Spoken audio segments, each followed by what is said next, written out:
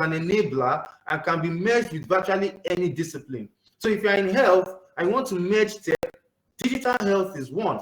And so you might probably be thinking of R, Python, Power BI, SQL. All these can be taken online. And you can join schools, the old school, UTIVA, they are springing up by the day where you can learn these skill sets. If you've done all of this, then you talk about them because it helps your application. They will know that you have the necessary skill sets to succeed in that discipline. 7, relevant conference that you also presented either orally or you presented, what's it called now? A poster. It's either you presented a poster or you did it orally. This counts. It's not just that you just went there to warm the benches. No, you also presented. Now, academic publications is number 8. Now, in this form, it can be your dissertation, if it's relevant to the discipline you're applying for, or journal articles you've published in a journal. Now, so that means it's not just publication on the internet, just maybe a website. No, I'm talking about academic publications in journals. Number 9 is academic or non-academic awards. So if you've won awards in the past, academic or non-academic, please, you have to mention them because it also gives some credibility. For example, if you've won undergraduate scholarships before, just like myself, I won Total. I also won, now Total is now Total Energies. At the time, it was Total Nigeria PLC. I also won Federal Government of Nigeria scholarship at the time. So these 2 scholarships I won as an undergrad, and I remember that I mentioned them in my Commonwealth application for Commonwealth shared scholarship, and I eventually got it, And in my Commonwealth PhD scholarship, I mentioned that I won Total, Federal Government scholarship, and Commonwealth shared. When they saw all that, they gave me Commonwealth PhD again. So you can see that previous scholarships, it just shows credibility that you are very good at what you do and they can take another chance on you. So don't keep your mouth shut about them. Talk about what you've won.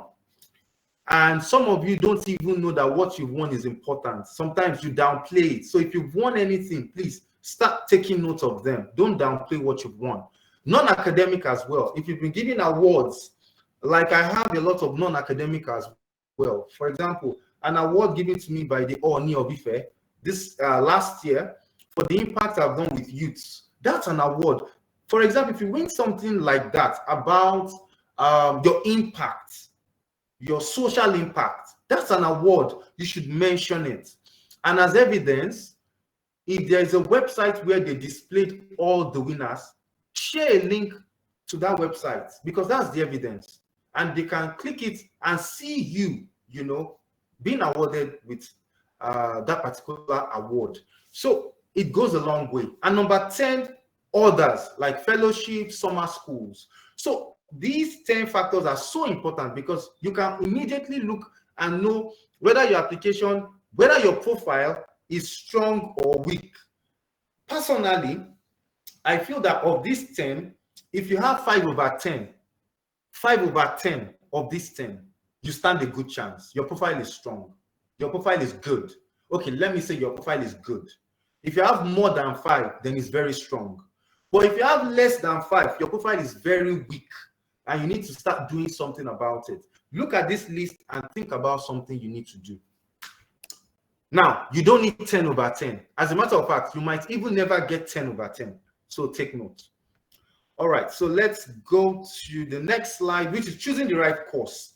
Now, for choosing the right course, do not depend only on your desire, because I've seen this a lot of times where people will be choosing courses based on, oh, I love to, I'm passionate, I just want to, I just feel like.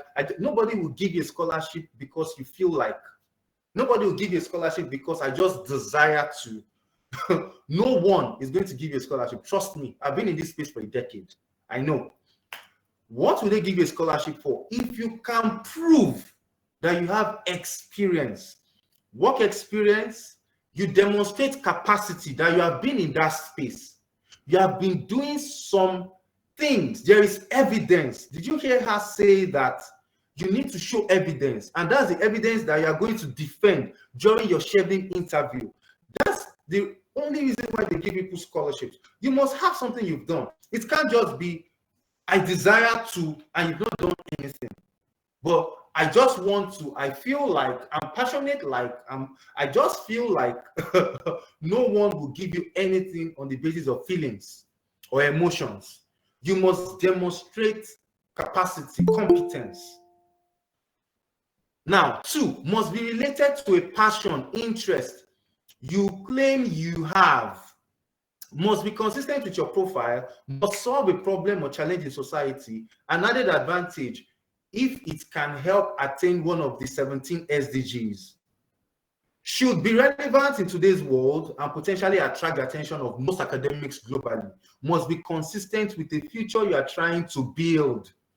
So there must be a future that you are trying to attain. And we should be able to see that, look, you are making little baby steps to get into that future. It's not just that you woke up one day and you are just choosing courses as you like. If you do that, you are not going to win because your essay will not make sense. The only time the essay will make sense is when it looks like someone already has a plan. The destination looks fixed, is in front, and this person is making little baby steps to get there and just need a little help to get there quicker. Then they'll be willing to give you some money to do it. Considering a career switch. So for some of you who want to switch careers, for example, Mrs. LADEPO talked about studying architecture, and right now she's in another place doing something entirely else. Now, something else entirely. Now, for you, let's say maybe you studied engineering and suddenly you are interested in something like product management. So you can see that's a career switch. You must show. You need to take at least 1 to 2 years off, post-graduation to build your profile in this new area you so cherish. So it's not going to get up one day and say, oh, I want to switch and I'm going to apply for a scholarship to switch. You're not going to win because they need evidence. They need you to demonstrate something. They need you to show experience. So the best way to do this is to, oh, okay, I studied biology, but I don't like it. I'm more interested in public health, or I'm more interested in, let me even take something really off. I'm more interested in marketing. Then that means you need to take 1 to 2 years doing something around marketing. Build your profile around marketing, build a portfolio around marketing, so that when you start applying for a scholarship, you will have something to talk about. There'll be evidence that you can demonstrate. Intern, gain work experience or volunteer in this new area of interest. Acquire professional qualifications, certifications in this new area. Ensure that that just by looking at your CV, no one will be confused on what your interest is. Some people I have seen, their CV is so confusing. They are just jumping from discipline to discipline, hopping like a grasshopper. One moment, 2 years, they are here, they are tired, they run. They are into another discipline, they are tired, they've abandoned it. They are into something else, they are tired. They go into another thing, they are tired. In the space of 6 years, they have changed disciplines and focus almost 8 times in the space of 6 years. That kind of CV is very bad. Even for you to get a job, it's going to be very, very challenging because HR will see it and know that you don't stay anywhere. And that will make them feel you're not going to stay with them because you're always hopping around. You don't look like you have a focus. You don't look like you know where you're supposed to be. So it's so bad. And if you already have such a CV, start telling yourself, evaluation, slide 1. Go and do self-evaluation and think of what you really want to do. what future you want for yourself, and start thinking of how you're going to stabilize. Stability is so key. Stability is key, because that is when growth is going to be obvious. Stability is key, because that is when growth will be very obvious. And if you submit your CV for any, either it's a scholarship sponsor or it's even to an employer, you become attractive because your growth will be obvious. Now, and lastly is that start pursuing global opportunities. So let's go. Getting your documents, because it is time to pursue global opportunities. I want to assume that those here already have a future. They have a future that they've mapped out in their heads. Even if you've not really mapped it out, at least you are working on it. So I know those here already have an idea of what they want to be doing. So we can now talk about this other part of the conversation, which is, what do you really need? Documents. Number one, original bachelor certificate. This is because statement of result may not be accepted by some foreign universities. I've seen some universities reject statement of result. So as much as possible, if you can get your original bachelor certificate, it will help you. It will help you a lot. Now, to be sure, send a message to the international or admissions office of the foreign university asking if a statement of result will suffice, because some schools still accept them. Some schools still accept them. Official transcript. It has to be an official copy with no watermark saying not to be used for official transaction or student copy only. So take note of this, please. I know that transcript is difficult to get. So if I were you, the moment I'm graduating, I just start my application immediately. Another document you need is international passport. Now, this is extremely important because you cannot even submit an application without it, because they will ask you for your international passport number. Now, it currently costs about 45 to 65,000 naira right now, and it can be done at any immigration office. Why is that range? Sometimes if you want it quicker, you pay for, emergency, and if you want the normal time, it might take 3 months, normal time, or 45K. But if you want it quicker, you might pay close to 60 to 65 if you want it in 2 weeks. Sadly, this is the reality that we are facing, which shouldn't be, actually. More on documents, proof of English language proficiency. So I'll touch on this because Mrs. LADEPO actually made a few comments on that. So I'll touch on this. There are 3 kinds, okay, let me make them 4. There are 4 kinds of documents that can easily suffice for proof of English language. 1 is a letter of English proficiency from your university. Some universities abroad will ask you or will tell you that a letter of English proficiency will suffice. It's fine. And so that means you need to go to your school, let them give you a letter that says you were taught in English. The language of instruction in our university, University of Uyo, University of blah, blah, blah, is English. Once they give you that letter, it will suffice. You send it to the school and that will be fine. Another document that you can use is called the IELTS. It is the full meaning is International English Language Testing System.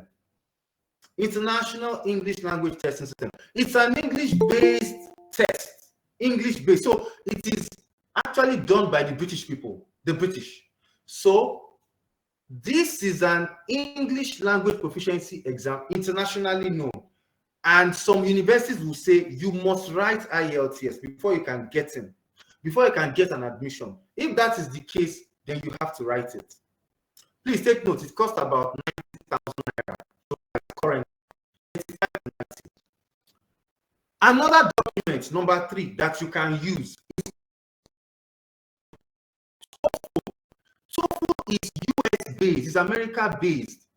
So don't get them confused. IELTS is British based, TOEFL is America. Now, the full meaning of TOEFL is Test of English as a Foreign Language. Test of English as a Foreign Language. And now for TOEFL, some universities will tell you, you can write either IELTS, they will tell you what you should score, or you can also write TOEFL, they'll tell you what you should score. Any one you have is fine. And if that is the case, then you must write TOEFL. The same cost, for IELTS, I think is similar for TOEFL. And lastly, The fourth document that you can use, any of these three can do, depending on the school, is your WAEC. I know some people will be like, seriously? Yes, seriously. Some universities actually put it there that if you have WAEC, you can submit your certificate alongside the what is it called? You have to buy a scratch card. So you must also send in the details on the scratch card. The reason is because the only way for them to confirm that that certificate is original is if they use the details of the scratch card to go on WAEC's website and check for your certificate. Once they see that it's available, all your details are there, that you really don't, then they can be sure that your certificate is original. This is because we have a lot of fake WAEC certificates out there. So when you are going to submit WAEC, you probably buy a scratch card from WAEC and send in all the details of the scratch card so that they can confirm. Now, but there is a clause here. If you are using WAEC, a minimum of C6 in English is important, because don't forget, you're not submitting the WAEC because of all the courses that you've done. They're only interested in the English because it's a proof of English language proficiency. So when they check the English and they see that it's a minimum of C6, they are fine. But that WAEC must not be more than 10 years old. If it is more than 10 years old, they might not collect it from you because it's too old. So take note. The last thing here is reference letters. Now, people don't pay attention to references. They just treat it anyhow. They actually grade reference letters. Most of these scholarship sponsors, they grade it. So do not ever joke with references. Let me repeat myself. Do not ever joke with references. As a matter of fact, you can lose a scholarship because of a poorly written reference or because you didn't pay attention to references. So do not forget, choose credible and visible referees only. As a matter of fact, if your referees cannot be found online, e.g., write his full name on Google and you can't find anything on Google about your referee, that is not a credible and Googleable referee, and that might not help you. Because say for instance that they want to check him out or check her out to see how credible this person is, they won't find anything. So why should they believe anything he's talking about? So take note, choose your referees with sense. Choose your referees with sense. Another thing, as a rule of thumb, if 3 are requested, select 2 academic and 1 non-academic. That non-academic means that the person is from your organization. That means a company that you have worked for. Somebody there can also be a referee. If it's only 2, 1 academic, 1 from a workplace, but there must always be 1 academic, and make sure that that 1 academic is from your department, because the person should have taught you before. The person should have taught you before. Why? Because that is when the person can speak about your intelligence. That's when the person can speak about your intelligence in relation to your peers. Because sometimes they will send in a form and your referee will have to begin to fill in a percentage, your percentage performance within your cohort, whether you are top 5% in terms of intelligence, top 5% in terms of research, top 5% in terms of this and that. How will he know if he has never taught you before? So take note that 1 academic must be from your department, and the non-academic can talk about your character, your work ethics. All right. Let's go to the next one because I need to run quickly because of time. So choosing the right scholarship. Now, I'll run through this very quickly. Must accommodate the course you propose to study. Make sure that that course you have chosen to study, the scholarship you're applying for, will accommodate that course. The scope must cover your country of birth or residence. Make sure that the scholarship Nigeria is on their list. If not, you're just wasting your time.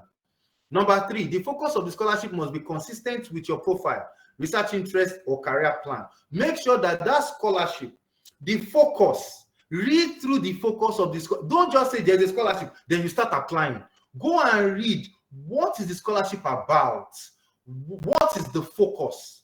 Who are they selecting? Because they will write it there. They will tell you their eligibility criteria. They will tell you their selection criteria. Read it. You would know the kind of people they are looking for. Now, you must fulfill key eligibility criteria, or else you will not be shortlisted. You must be willing to stick to the conditions attached to the scholarship award. For example, Chevening and Commonwealth will ask you to come back home. If you know you will not come back, avoid them and go for MasterCard, go for Erasmus, go for the other one, or go to the US, graduate assistantships. Go to the US, because these other options will never ask you to come back. So know exactly what you're applying for. Your profile must be strong enough to meet their selection criteria. Yes, so check it out. Post-COVID, the US has become the foremost study destination. Why? Because during that COVID time, US schools suddenly started waiving GRE. So you do not even need GRE anymore. GRE stands for Graduate Record Exam. It is a graduate entry exam for you to be able to do master's or PhD in the US. These days, they are now waiving it. You don't even need it anymore. Many schools. So take advantage. There is no better time to go to the US than now. Quote me anywhere. Following instructions to the letter. Now, if the scholarship instruction states clearly that you should not exceed a particular number of words, pages, or characters. Words is just the number of each word. Pages is each page. Sometimes they will say not more than a page or 2 pages. Character means each letter. Each letter is characters. So make sure that you know the difference and you don't go past what they ask you to do. Now, if it says you should download a reference form on the scholarship website for your referees to complete, you must do so. Don't just start doing things as you like. A good example is OKP, the Orange Knowledge Program that I won last year. They will always give you a reference form and say, give that form to your referee to fill. If you just go and tell your referee that just go and put it on the letterhead, you're going to lose the scholarship and you don't know why. It's because you fail to follow simple instructions. So make sure that you know what the instruction is and you follow it to the letter. If it says you must take an English test, then you need to go do it. Please make sure that you read the content of the scholarship website properly before you start your application. Award-winning scholarship essay. So let's look at the structure of an award-winning essay. Now, this is general. The one that Mrs. LADEPO did is for Chevening. This one is general now. In case you are writing an essay to the US, maybe an SOP for Erasmus or for a graduate assistantship in the US, this is a very good one to follow. Now, a well-written scholarship essay should contain the following paragraphs. Paragraph 1, a problem statement. The concern or challenge in society which your acquired knowledge will contribute to solving. You must start with a problem statement. That is my style. Now, is this the rule? Is this the universal rule? No. This is MACAULAY's style that has worked for ILLUMANIA, the company I run, and we do extraordinarily well. This is my style, and it has worked over the years. Now, you start with a problem statement. The reason is that anyone reading, your scholarship sponsor, they want to see that, okay, this is the problem this person is trying to solve. So you need to quickly make it known. Number 2, your paragraph 2 should be about yourself. Details about your profile that makes you excellent. So this is where you're going to talk about the course you studied. If you made a first class, this is where to mention it. Talk about the undergraduate courses that you did that are relevant to the course, what you learned from those courses. This is where you talk about your internship, your IT, if it is important to what you're applying for. This is where you talk about your project work. If your project work is important, mention it. If you've published it, mention it. If you presented it at a conference, mention it. This is the paragraph to mention it. This is the paragraph to also talk about when you graduated from school, if you are working, tell us in what capacity and what your objectives and what the outcome, or should I say achievements, have been in that role. Please mention. So paragraph 3 now is now what attracted you to the course or school. Convincing information about the choices you made. This is where you're going to talk about the course that you want to apply for. Please don't mention anything generic. It has to be specific. Specifically mention why you chose that course. So that means you must have visited the website of that course to see what is unique about the course. So you must mention the uniqueness of the course here. That is exactly what attracted you. You must also mention why you chose the school. Don't mention anything generic. Things that if you mention about school A, you can still mention the same thing about school B and nothing will change. Don't mention such things because they mean they are generic, they are general. Mention specific things. Specific things that it can only be associated with this school A. It is not associated with school B. That means you must do your investigation properly. So before you start writing your essay, you do a lot of research. It's not easy. These things takes time. These things take time. So it's not something just jump into and just start writing. You're not going to win. It will be too shallow. It will have no depth. And that's the reason why you get the love letters. Paragraph 4, how you intend to utilize the knowledge or skills gained on completing the program. So this is your career plan. How will you utilize the knowledge? And I tell you for a fact, you must mention that the problems you itemized in paragraph 1, this is where to solve them. This is where to show how you are going to solve them. There must be a consistent argument between paragraph 1 and paragraph 4. You can't start with paragraph 1 saying you want to solve the problem of swine fever in pigs. And then in paragraph 4, you suddenly start talking about the one about Lassa in rats. They will be wondering that what's going on because it is not aligned. So you must be sure that paragraph 1 is consistent with paragraph 4. Quickly, because of time, emailing prospective supervisors. So this is important for those that are writing professors in the US. It is advisable that you start with a cold email just to let the professor know that you are interested. Once you secure the supervisory role of a professor, you are one leg in. Then the next leg is to go and submit your application and have a good SOP following, the structure I just shared earlier. If those two things are done properly, you should get a very good email saying that you have been given a graduate assistantship position that comes with full funding in the US. So this stage or this phase is important. 1, it is advisable to use institutional emails for communication. So in your university now, those university emails that you have, why not use them? Like I have footer.edu.ng. I'm sure that all of you too, in your schools, you have your edu.ng as well. Why not use those? Now, if you have graduated some years ago and you don't have those again, use your Gmail. However, you must use personal email that is professional. Use your real name. Babajide MACAULAY. Don't use Malians. Malians for life. Malians for life. Don't sound ridiculous because it becomes very obvious. Don't say Ms. Temitope, M-H-I-Z. I hate that thing when I see it. Like I cringe when I say it. What does that even mean? So childish things should die with your secondary schools. And the moment you graduate from the university, start acting like adults that you are. And that means all those childish emails need to change. Do not let the message be too long. A maximum of 400 words is more than enough because these people don't have time. You can't put a lengthy message. Once they see it, they're not going to read it again.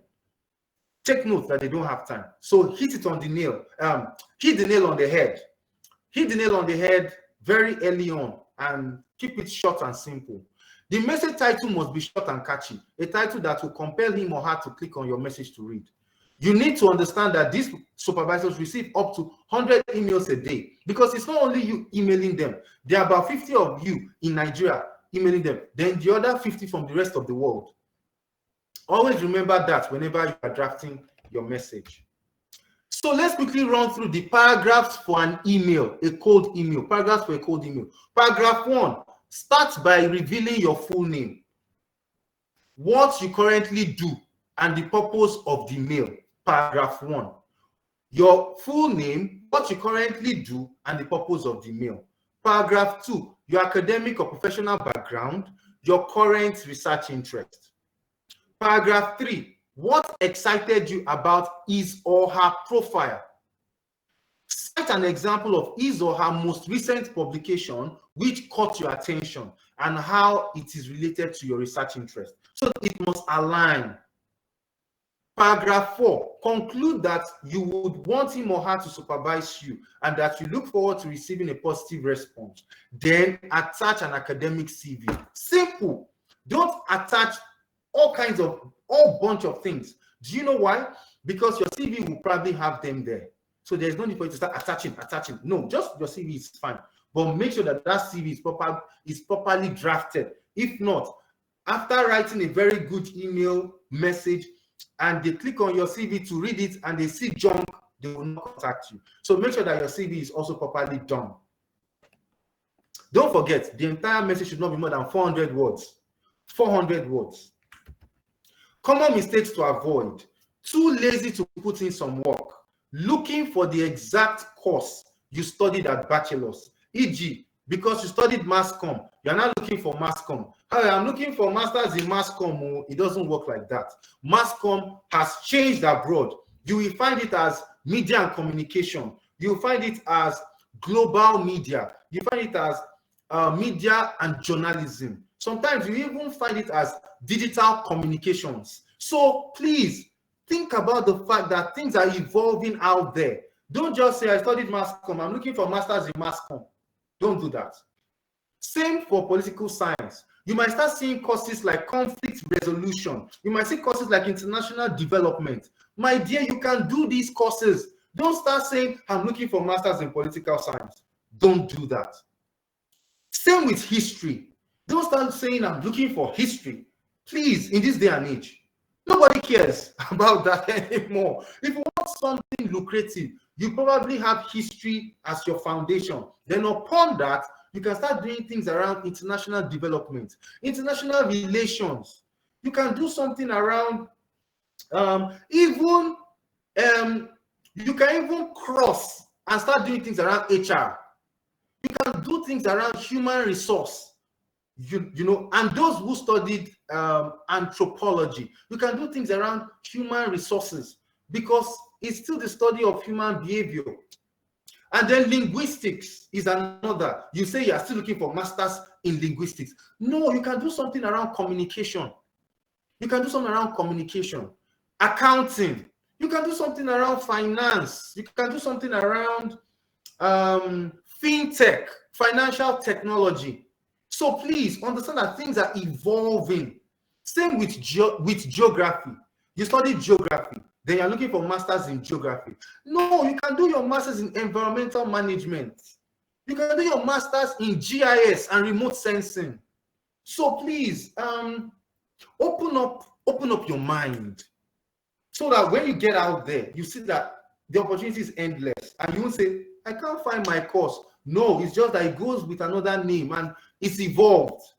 Now, putting your country lecturers down, this is just very silly. E.g., writing that your country is a scam. Some people write this inside their essay, that their country is a scam. Oh my God. Like, how can you say that your country is a scam? And you want the scholarship sponsors to take you seriously?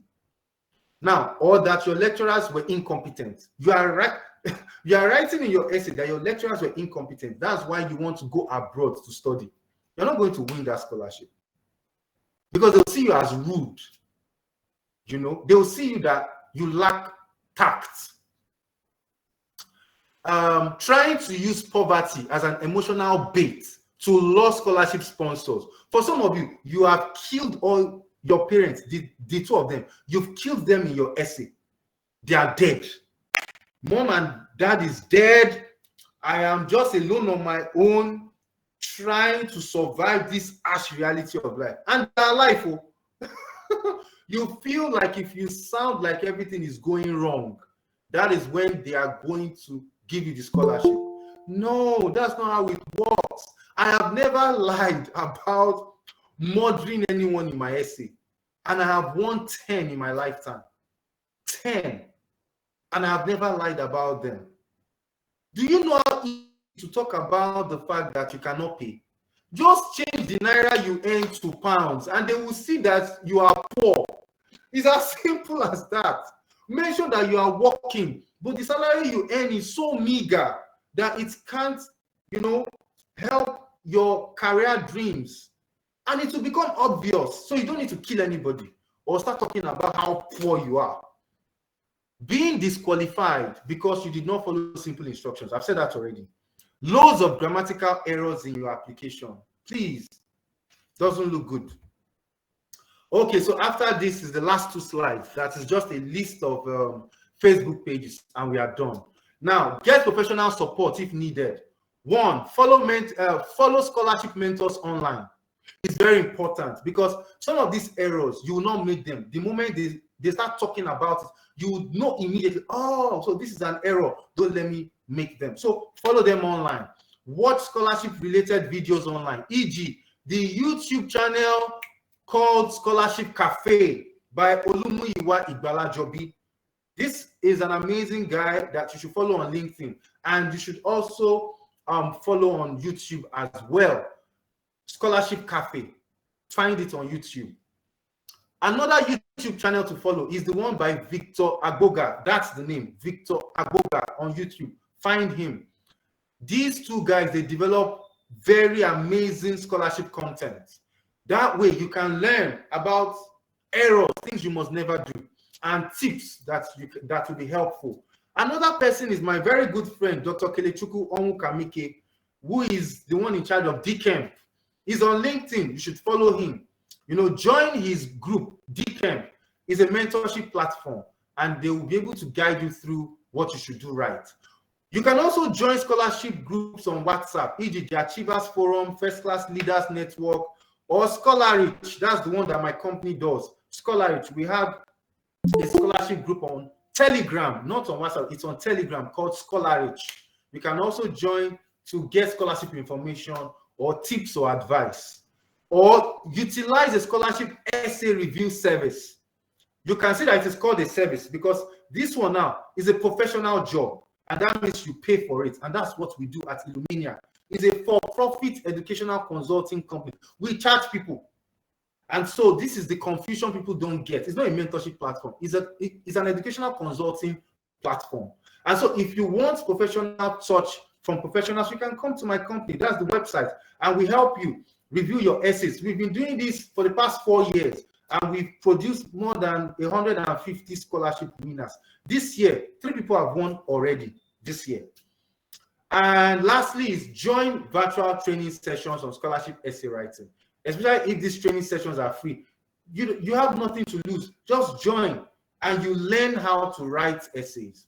So that is that, and let me quickly run you through. Now, there's no need for you to write all of this. I'm going to share these slides with the organizers, and they will share with the attendees. So no need to start trying to make screenshots or start trying to write. You are going to get the slides. So these are the Facebook pages I think you should follow, 10 of them. This is the first 10, and this is the last 10. I advise you to follow them, because if you follow them, that means the opportunities will be brought to your timeline, and you won't need to be running up and down. The moment it's happening, you are getting it on your timeline. So that's the advantage of following these scholarship pages.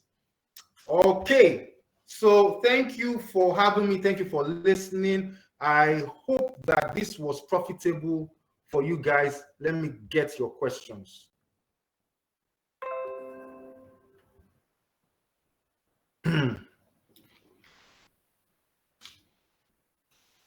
Adiola, I think you are muted, so we can't hear you.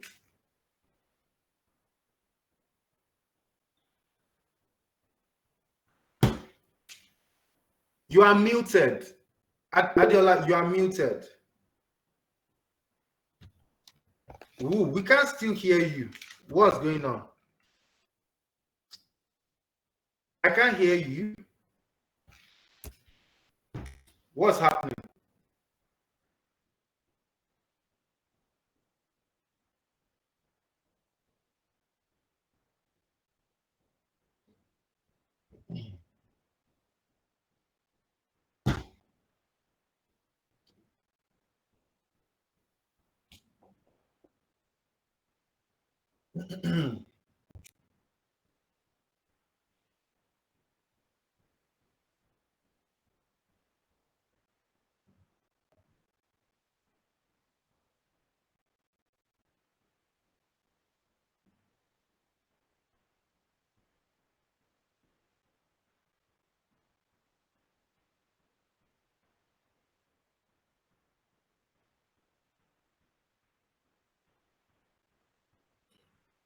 So what should we do?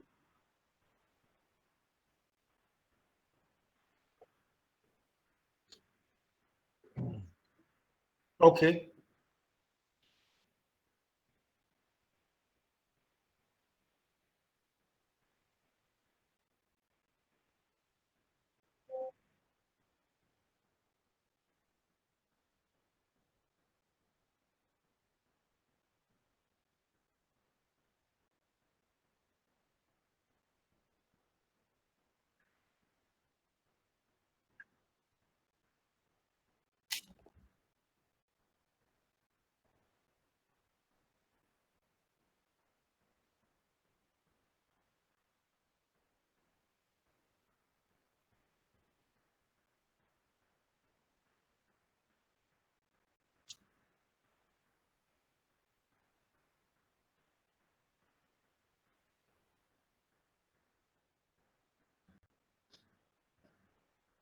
Okay, so if you're applying for masters, you can use a mister, you can use a doctor.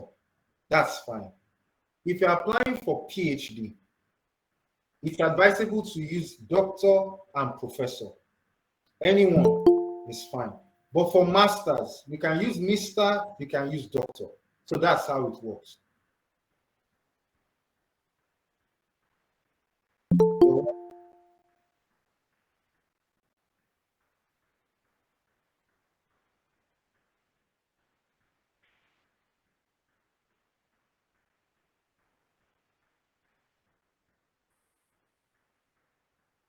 Yes, 1 year is enough if you plunge yourself into the right sector.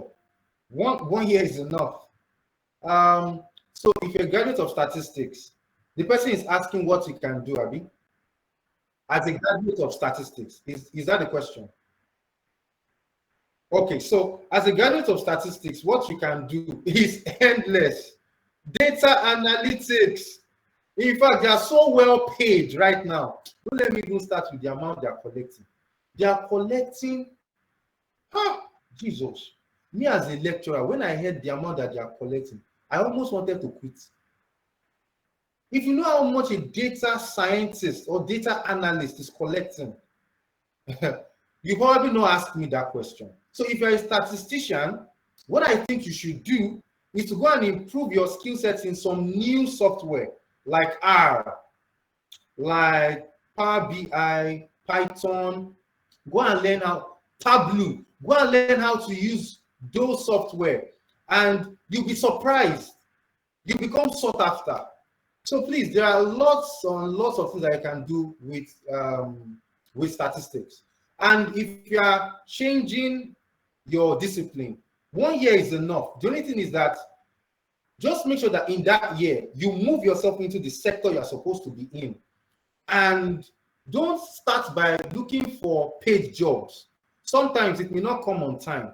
You can start with internships. Many organizations will be happy to take you in as an intern because it's free efforts that they won't pay for. But guess what? You are gaining, you are learning. So you can start with internships and they'll be happy. If there's space, they'll be happy to have you. So that's that.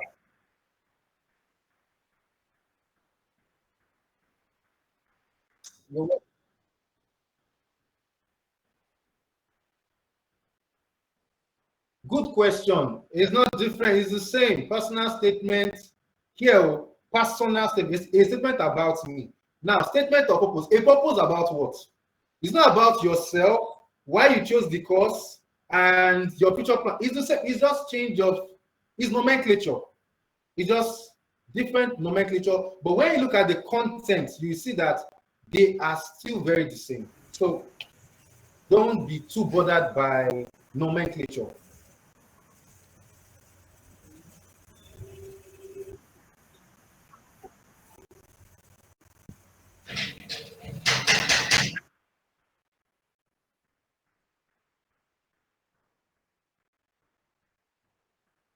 A star approach.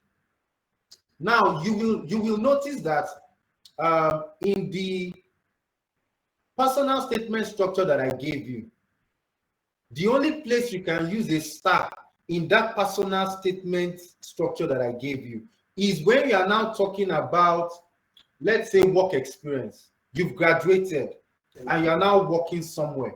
You can now use the star. You can talk about the situation and then you can also talk about the context of, you know, what you were trying to achieve, and then you can now talk about the action, you know, that you took. That's why I said you have to be specific. You have to be specific, and it's not all the time that star would work. Have you heard of car? Car is another, because there are times that you won't be able to really differentiate S from T. So it has been merged into C, which is the context. So just make up what the context is and go straight into the action. Go straight into the action. What did you do? And then the R can then come, which is the result. But what is so important is the AR, the action and the result. Don't just say, I was head of so. You must tell us, okay, you were head of so. As head, I was given a task to deliver so. And after 6 months, this was what happened. We delivered. 600 people were impacted. That's the result. So, in fact, I've been writing all of this without hearing of star and car. It's later that I heard that they have coined an abbreviation. It's just common sense. You said you worked in a place. Show that this is what I did when I was in the place. And this was my contribution, which is the result. This was my contribution when I was there. That's all. You don't even need to be cramming star, cramming car, cramming limousine. It's just common sense about this is where I was and this was my impact. That's all. All right.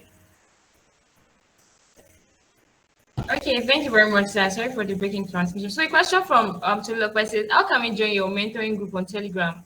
I guess probably you just dropped the link. Okay, yeah. So it's on the study material. Okay, let me just put it here. So that's t.me Solarich.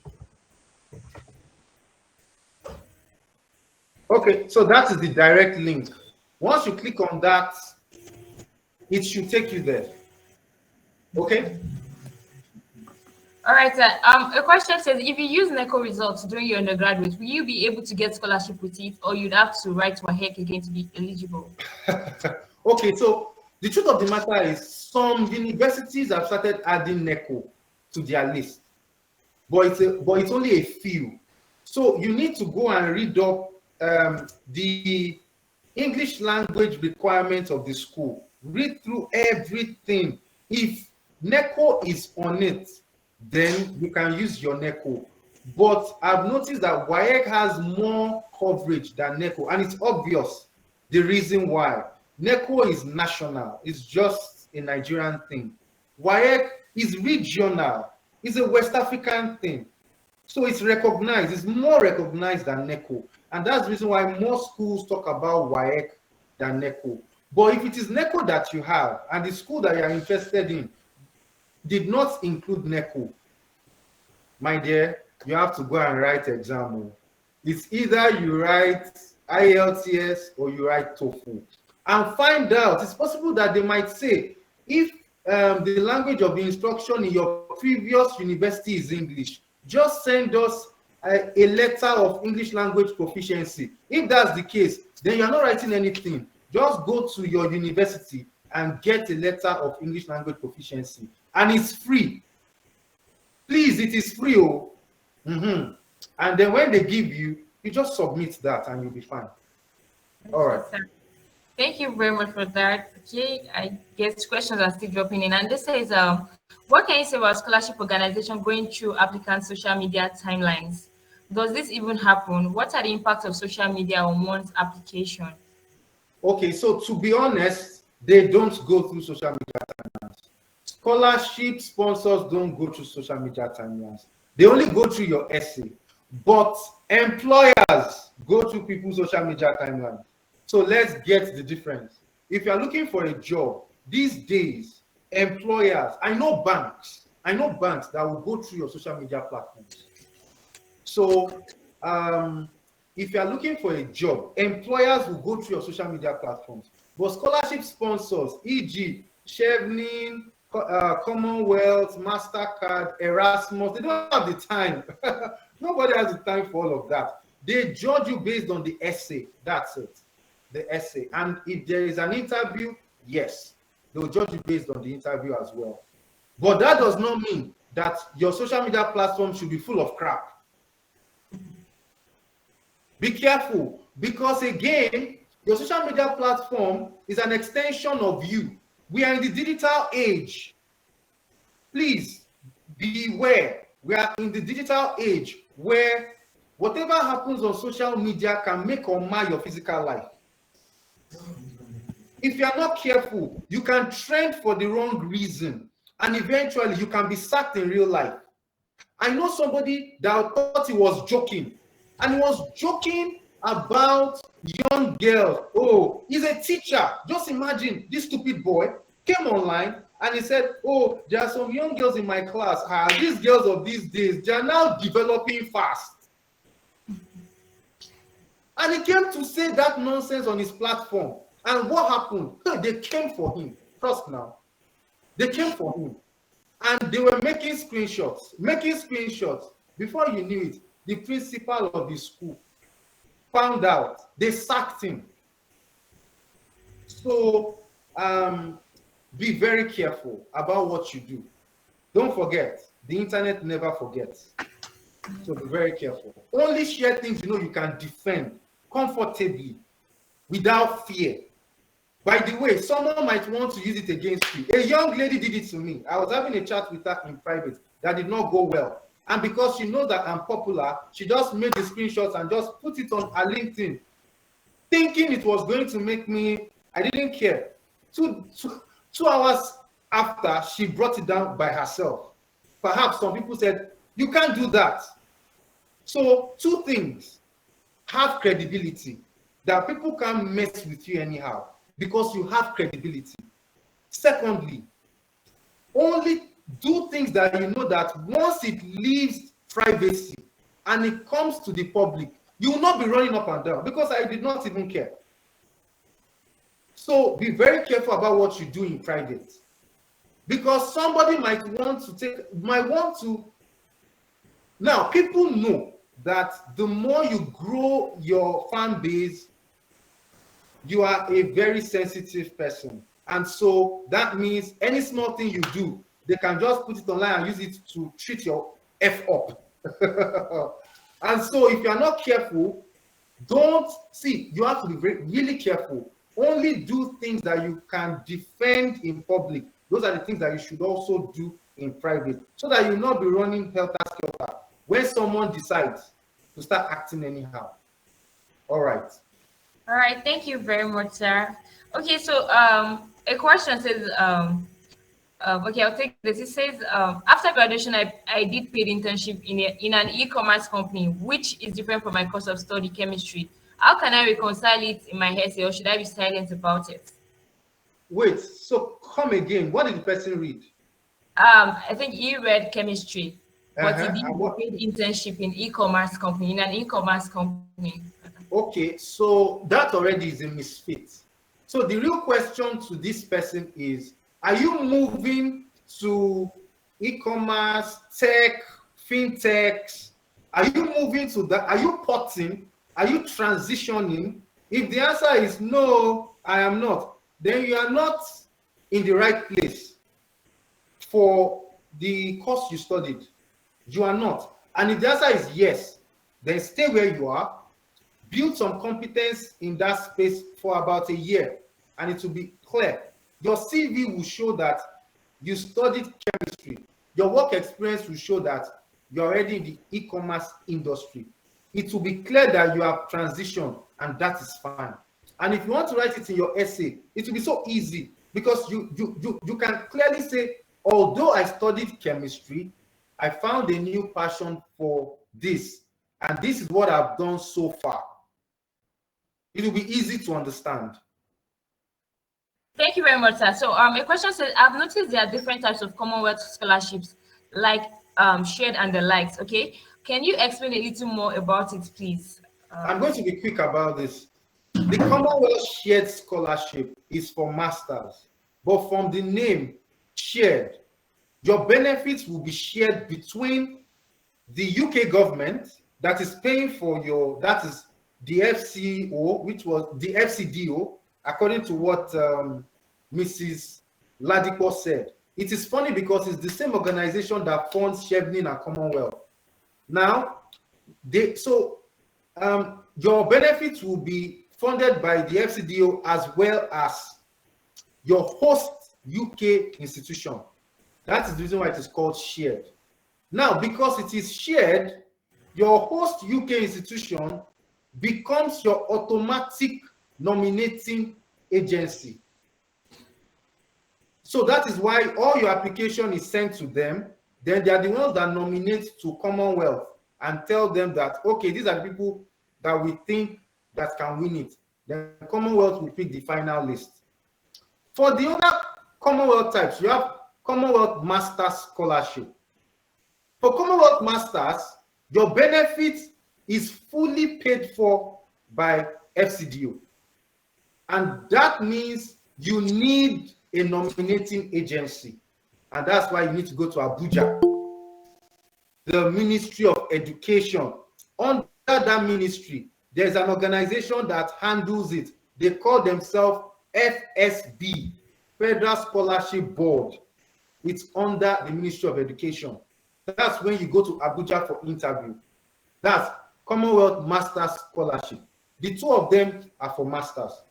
The only difference is this thing I just said now, which is the people that will fund it, as well as the fact that you don't need to go to Abuja for Commonwealth Shared. Why? Your UK host institution, they are your automatic agents, rather than you going to Abuja for that. We also have the Commonwealth PhD Scholarship.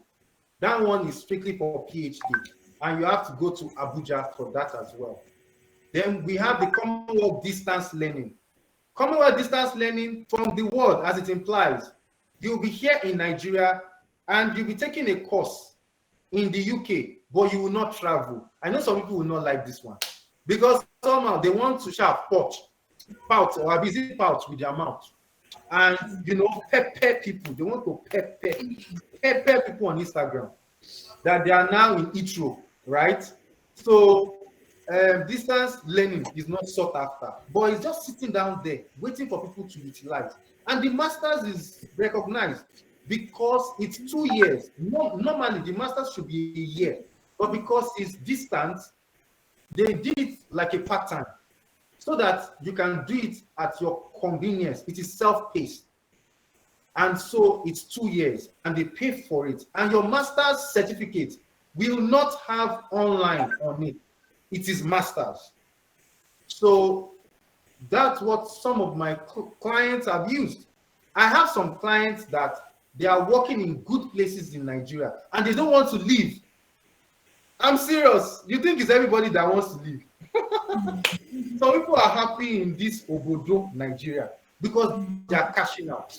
And so I have some clients that are happy staying here, but they want to do their masters, and they went for the distance learning. And they won because there's not a lot of pressure on it, unlike the shared and the masters. Now, there's a last one called the Commonwealth what's it called? Split site. The Commonwealth split site scholarship. So the split site is for PhD, but it's only for those that they've started their PhD already. Then they now discover that, okay, I want to do part of my PhD abroad. So these PhD sites will now be split into two. They do part of it in Nigeria and do part in the UK. That's where the name split site comes from. So you do part in Nigeria, you do part in the UK. Oftentimes, it is your last year that you do in the UK. And it's a part that you do in a lab. Maybe you notice that in Nigeria here, the equipment that you need is not available. So you can do your first 2 years in Nigeria and your third year can be done in a lab, in a university in the UK. You use their lab for 1 year, you come back to finish your PhD in Nigeria. Commonwealth will pay for all of that. It is under Commonwealth split site PhD scholarship. So those are the different kinds of Commonwealth scholarships that we have. Thank you very much, sir. Thank you for your time. Sir, please, let me just take these last two questions together quickly. Okay. So the first one says, is it advisable to always look for referees from the field you're applying to?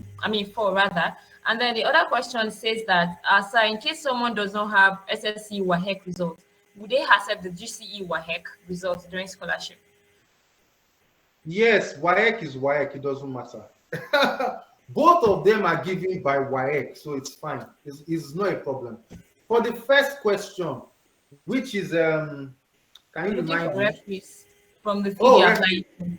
Yes. It doesn't matter. See, it doesn't matter as long as the person has taught you before. Don't forget, the person is not evaluating your capacity for that master's. The person is confirming your intelligence in your previous study.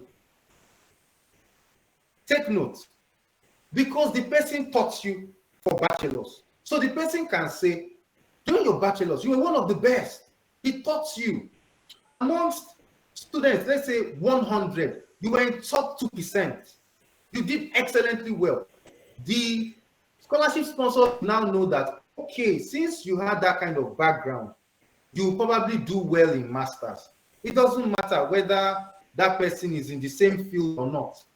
A good example, the person who wrote my referee for masters, the field was in genetics, but because the person taught me when I was in school, he wrote a very good reference letter for me. But am I going to do masters in genetics? No. My masters was in sustainable environmental management. Had nothing to do with genetics. But he wrote it, and the way he wrote it was that I was their very best. In all the courses he taught, I had A's. I was a straight A student, very smart guy, blah, blah, blah. He knows that when I finish from here and I'm going on to pursue my master's in sustainable management, I'm going to do very well. And that's how he wrote it, and I got it. So the person doesn't have to be from the discipline for your master's. No. The person just needs to have taught you before. That's all. Okay. All right, sir. Thank you very, very much for your time today. Today we really learned from the learned. We really learned a lot today, seriously. Okay. So I think that brings us to the end of today's edition of our conference. I'll be calling on one of our national committee coordinator, in person of Zachariah and Mariam, for the closing remarks.